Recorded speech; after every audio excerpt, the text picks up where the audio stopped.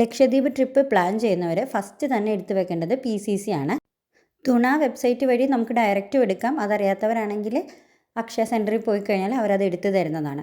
PCC okay ആയാൽ മാത്രമാണ് നമുക്ക് ഇവിടുത്തെ പെർമിറ്റ് എടുക്കാൻ സാധിക്കുകയുള്ളൂ. PCCക്ക് 6 മാസത്തെ വാലിഡിറ്റി ഉണ്ട്. അപ്പോൾ എബ്രോഡൊക്കെ വർക്ക് ചെയ്യുന്നവരാണെങ്കിൽ വരാൻ പ്ലാൻ ഉണ്ടെങ്കിൽ നേരത്തെ തന്നെ ഇത് എടുത്ത് വെക്കാവുന്നതാണ്. പിന്നെ ദ്വീപിൽ ആരെങ്കിലും സ്പോൺസർ ചെയ്താൽ മാത്രമാണ് നമുക്ക് ഇങ്ങോട്ട് എൻ്റർ ചെയ്യാൻ പറ്റുള്ളൂ.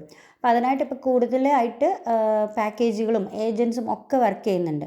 നമ്മൾ എടുക്കുമ്പോൾ എപ്പോഴും ഒരു ടോപ്പ് ലെവൽ ടീമിനെ എടുക്കുന്നതിന് പകരം ഒരു മീഡിയം ലെവൽ ആൾക്കാരെ എടുക്കാം. അതായത് ഇവിടുത്തെ തന്നെ നേറ്റീവ് ആയിട്ടുള്ള ആൾക്കാർ കുറേ പേര് ഏജൻസി പോലെ ഇതിങ്ങനെ നടത്തുന്നുണ്ട്. അപ്പോൾ അവരെ എടുത്താൽ നമുക്ക് ബെനിഫിറ്റ് എന്താണെന്ന് വെച്ചാൽ പാക്കേജിൻ്റെ റേറ്റ് നമുക്ക് ഓക്കെ ആയിരിക്കും. അതുകൂടാതെ തന്നെ നമുക്ക് കൂടുതൽ കാര്യങ്ങൾ എക്സ്പ്ലോർ ചെയ്യാനായിട്ട് സാധിക്കും.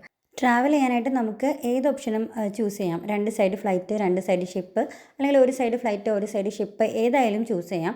ഷിപ്പ് ചൂസ് ചെയ്യുന്നവർ ശ്രദ്ധിക്കേണ്ട കാര്യം എന്ന് വെച്ചാൽ അവർക്ക് മാറ്റി വെക്കാൻ കൂടുതൽ ഡേയ്സ് ഉണ്ടായിരിക്കണം.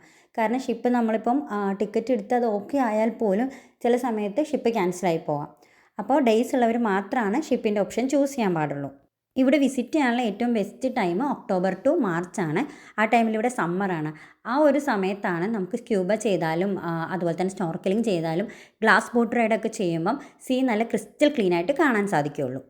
പിന്നെ ഇവിടെ വന്നിട്ട് ഒരു ബൈക്കും കൂടെ നമ്മൾ റെൻറ്റിനെടുത്താൽ അടിപൊളിയായിരിക്കും.